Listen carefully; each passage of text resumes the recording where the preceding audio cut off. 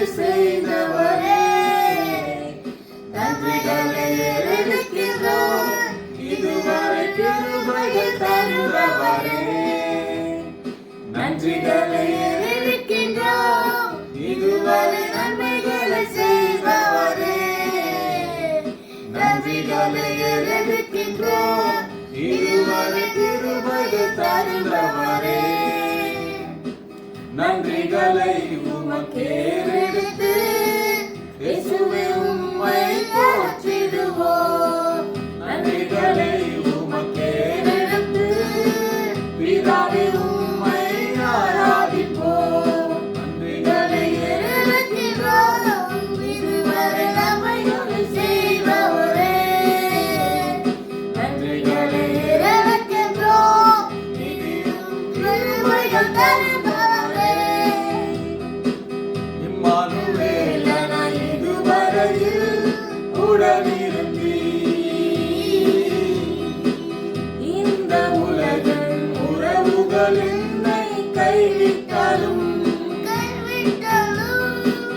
இம்மானுவேலனாய் இதுவரையில் உடனிருந்தீர். இந்த உலகின் உறவுகள் என்னை கைவிட்டாலும் என்றும் மாறாத உமது உறவுக்குள் என்னை நீர் அணைத்துக் கொண்டீர். கிருபையும் என்னை தொடர உங்கள் வீட்டுக்குள் சேர்த்துக் கொண்டீர். நன்மையும் கிருபையும் என்னை தொடர உங்கள் வீட்டுக்குள் சேர்த்துக் கொண்டீர். நன்மைகளை ஏறெடுக்கின்றோம். இதுவரை நன்மைகளை செய்தவரே, நன்றிகளை ஏறெடுக்கின்றோம். இதுவரை கிருபைகள் தருபவரே, எபினேசராய் எனக்கு இதுவரையில்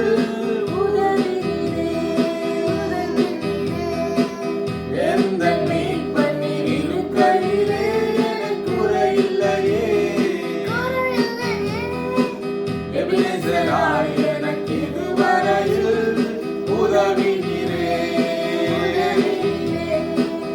எந்த மீட்பன் நீர் இருக்கையிலே எனக்கு குறையில்லையே.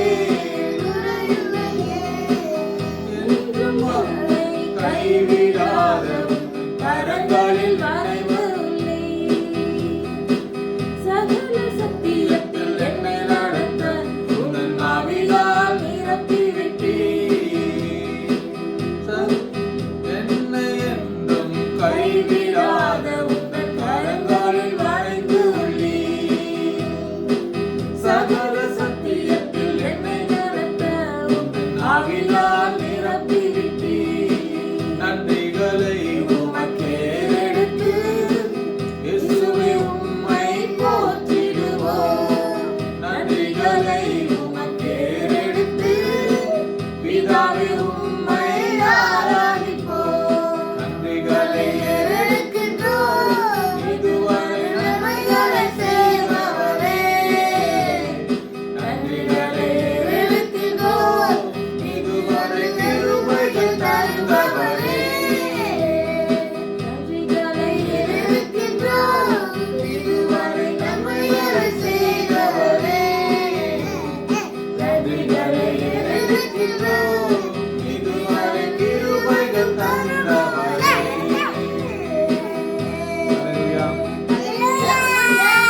Praise the Lord.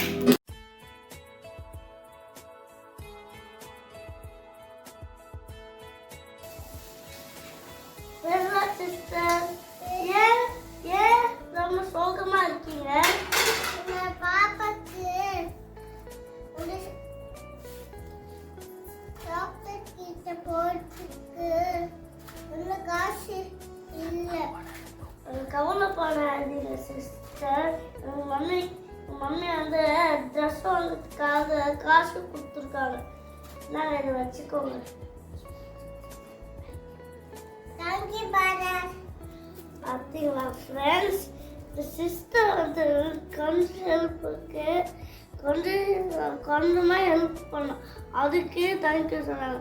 அப்போ ஏஸ்பா இருக்கார்ல, நம்ம ஏற்பா இருக்காங்க பெரிய ஹெல்ப் பண்ணிருக்காரு. நம்மளோட ஜீவனை கொடுத்துருக்காரு.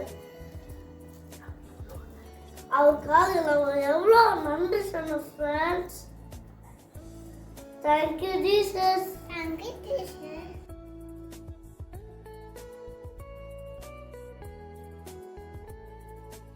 கர்த்தருடைய பரிசுத்த நாமத்துக்கு ஸ்தோத்திரம் உண்டாவதாக. நாம் இன்னைக்கு தியானிக்க போகிற வார்த்தை என்னன்னா நன்றி. இதுக்கு முன்னாடி நம்ம ஒரு சிறு ஜெபத்தை ஏறெடுக்கலாம். கர்த்தாவே, என் வாயின் வார்த்தைகளும் எங்கள் இருதயத்தின் தியானமும் சமூகத்தில் பிரீதியாக இருப்பதாக. ஆமேன். இந்த வேலையிலையும் கூட தேங்க்யூ என்று சொல்லப்படுகிற ஒன் ஆஃப் த மேஜிக் வேர்ட்ஸை தான் நம்ம இன்னைக்கு தியானிக்க போகிறோம். வேதத்தில் அநேக இடத்துல நன்றி சொல்லி ஜபங்கள் இருக்குங்க. முக்கியமாக சங்கீத புஸ்தகத்தில் தாவீது ராஜா அநேக தடவை தேவனை நன்றி நன்றி என்று சொல்லி ஸ்தோத்திரம் செய்கிறதை நம்ம பார்க்குறோம். இன்றைக்கும் கூட நம்ம நிற்பதும் நிர்மூலமாகாமல் இருப்பதும் கர்த்தருடைய சுத்த கிருபை இல்லைங்களா?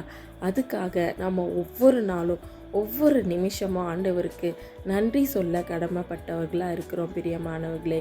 இப்போ பார்த்தீங்கன்னா 1 தெசலோனிக்கேயர் 5ஆம் அதிகாரம் 18ஆம் வசனம் மிக அருமையாக ஆண்டவர் எழுதி வைத்திருக்கிறார். வாங்க நம்ம வாசிக்கலாம். இதில் எல்லாவற்றிலேயும் ஸ்தோத்திரம் செய்யுங்கள், அப்படி செய்வதே கிறிஸ்து இயேசுவுக்குள் உங்களை குறித்து தேவனுடைய சித்தமாக இருக்கிறது அப்படின்னு சொல்லி எழுதியிருக்கிறது. தமிழில் ஸ்தோத்திரம் செய்கிறது அப்படின்னா நன்றி சொல்கிறது பிரியமானவர்களே. ஆங்கில வேதாகமத்தில் give thanks in all circumstances அப்படி என்றால் எல்லா சூழ்நிலையிலும் கர்த்தரை நோக்கி நம்ம நன்றி என்று சொல்லணும். ஏனென்றால் அது நன்மையானாலும் சரி தீமையானாலும் சரி எல்லாமே ஆண்டவர் நமக்கு நன்மை உண்டாகும்படி அவர் அதை அனுமதிக்கிறார் என்று சொல்லி நம்ம பார்க்குறோம். அது மாத்திரமல்ல, நம்ம எல்லாருக்குமே தெரிந்த ஒரு கதை இருக்கிறது வேதத்தில். அந்த 10 குஷ்டரோகிகளோட கதை தான் அது. அந்த கதையில் பார்த்தோன்னா 10 பேருக்குமே ஆண்டவர் சுகம் கொடுத்தாரு. ஆனால் எத்தனை பேர் திரும்பி வந்து நன்றி சொன்னாங்க? நம்ம அந்த 9 பேர் கூட்டத்தில் இருக்கிறோமா, இல்லை அந்த ஒருத்தரோட கேரக்டராக நம்ம இருக்கிறோமான்னு சொல்லி நம்ம சிந்தித்து பார்க்க வேண்டியவர்களாக இருக்கிறோம். ஆண்டவராகிய இயேசு கிறிஸ்து கூட அந்த 10 பேருக்கும் சுகம் கொடுத்தாரு. ஆனால் எப்போ அந்த ஒரு மனிதன் மாத்திரம் வந்து நன்றி சொன்னாரோ அப்போ அவர் என்ன கேட்டார் தெரியுங்களா? மீதி 9 பேர் எங்கே என்று சொல்லி கேட்டார். அப்படி என்றால் நம்ம ஒவ்வொருத்தரும் ஆண்டவரிடம் நன்மை பெற்று இருக்கிறோம். நம்ம ஜீவ சுவாசத்தோடு இருப்பதே அவருடைய கிருபை தான். இதுக்காக நம்ம நன்றி உள்ளவர்களா திரும்பி வந்து அவர் பாதத்தில் நன்றி சொல்கிறோமா? நம்ம வாழ்க்கையில் நன்றி உள்ளவர்களாக நடந்துக்கிறோமா அப்படின்னு சொல்லி நம்ம யோசித்து பார்க்குறோம். யாராவது நம்ம நன்மை செய்து விட்டு ஒருவேளை அவங்க நமக்கு தீமை செய்தாலோ இல்லை அதை மறந்து விட்டாலோ நம்ம என்ன சொல்கிறோம்? இந்த மனிதனுக்கு நன்றியே இல்லை பாருங்க, இதெல்லாம் மறந்துட்டு கொஞ்சம் கூட நன்றி இல்லாமல் நடந்துக்கிறாருன்னு சொல்கிறோம்.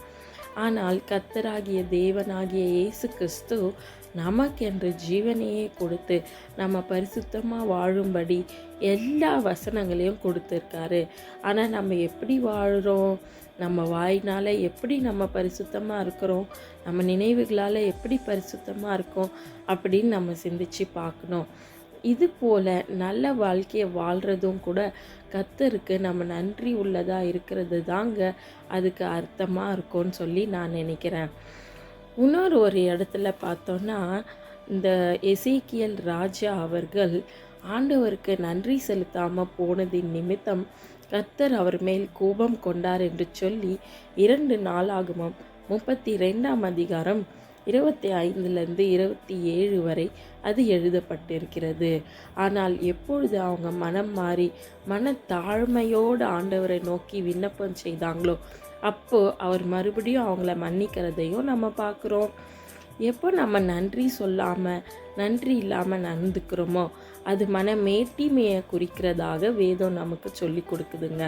அதனால் ஒருவேளை ஒரு வாரம் ஃபுல்லாக நம்ம உலகத்துக்காக ஓடுறோம் இல்லைங்களா, அதில் ஒரே ஒரு நாள் கர்த்தருக்கென்று நம்ம செலவிடணும்.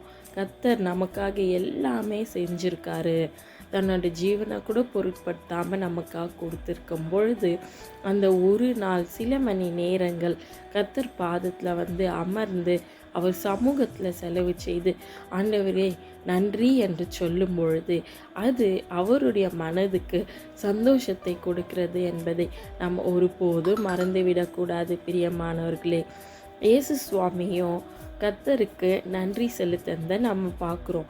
அது எங்கன்னா மத்தேயு 15ஆம் அதிகாரம் 36ஆம் வசனத்தில் கர்த்தர் ஆகிய இயேசு கிறிஸ்து வானத்தை நோக்கி பார்த்து ஸ்தோத்திரம் செலுத்தினார் என்று எழுதியிருக்கிறது.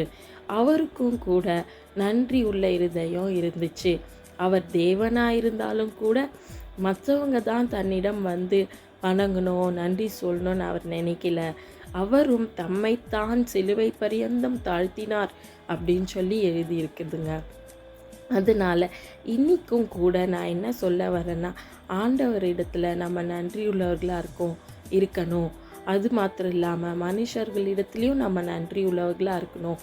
இந்த மேஜிக் வேர்டு என்று சொல்லப்படுகிற தேங்க்யூன்ற வார்த்தையை நம்ம சொன்னால் ஒருபோதும் நம்ம குறைந்து போகவே மாட்டோம்.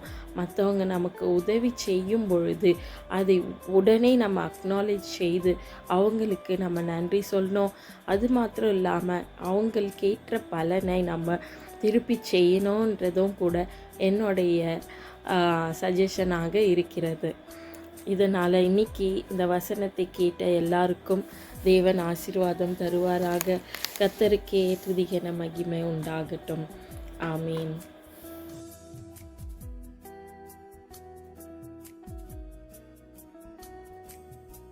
முடிவு ஜெபம் முன்பாக ஒரு சில வசனங்களை வாசிக்கிறேன்.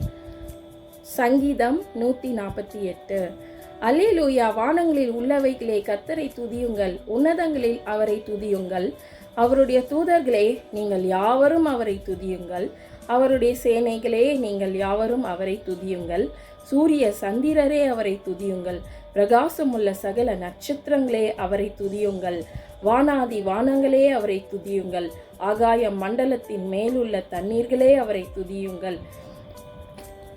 எங்களை நேசிக்கிற அன்பின் பிதாவே, உம்மை ஸ்தோத்திரிக்கிறோம், துதிக்கிறோம். கர்த்தாவே, அப்பா, வானாதி வானங்களும் சர்வ சேனைகளும் உம்மை துதித்து கொண்டு இருக்கிறது ராஜா. இந்த வேளையில் மன்னான மனிதர்களாக எங்களையும் கூட அப்பா நீ நேசித்து எங்களுக்காக ஜீவனை தந்தீரே, உமக்கு நன்றி செலுத்துகிறோம். இந்த வேளையில் இசப்பா நன்றி உள்ள இருதயத்தை எங்களுக்கு தாரும் அப்பா. நாங்கள் மற்ற காரியங்களை சிந்தித்து இல்லாதவைகளை யோசித்து கவலைப்படாதபடிக்கு நீ தந்த ஒவ்வொரு சின்ன சின்ன ஆசீர்வாதங்களுக்காகவும் பெரிய பெரிய ஆசீர்வாதங்களுக்காகவும் நன்றி செலுத்துகிறோம். நீர் இல்லாவிட்டால் ஆண்டவரே எங்களால் ஜீவிக்கவே முடியாது. உம் கிருபைகளுக்காக ஸ்தோத்திரங்கள், நன்றிகளை, துதிகளையும் ஏறெடுக்கிறோம். இந்த வேளையில் எங்களுக்கு தந்த இந்த நேரத்துக்காக நன்றி. தொடர்ந்து எங்கள் வாழ்க்கையை பொறுப்பெடுத்து கொள்ளுங்க. இயேசுவின் மூலம் பிதாவே, ஆமென்.